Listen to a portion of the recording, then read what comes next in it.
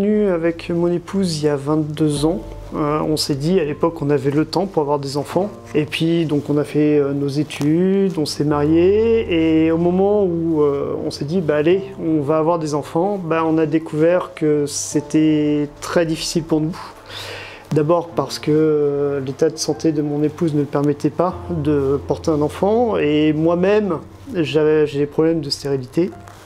Donc on a fait un parcours du combattant en France. On a fait la fécondation in vitro, ça n'a pas marché. On a tenté l'adoption, ça n'a pas marché non plus. Et seul restait la GPA. Voilà. Alors on a entendu parler de votre clinique par un avocat spécialisé en France qui connaissait un couple qui était passé par l'Ukraine et donc il nous a dit que ça avait très bien marché.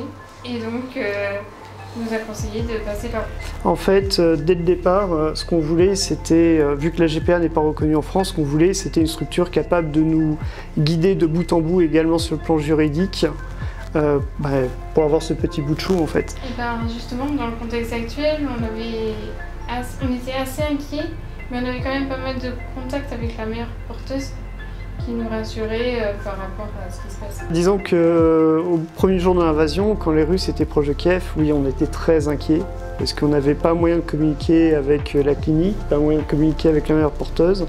Et assez rapidement, Biotexcom en fait, nous a donné le contact de la mère porteuse pour nous rassurer, elle était en sécurité, voilà.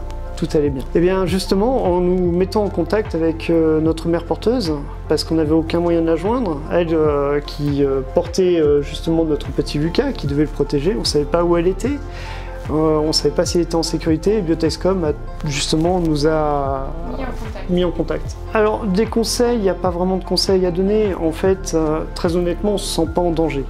On est ici depuis bientôt un mois, on ne se sent pas en danger.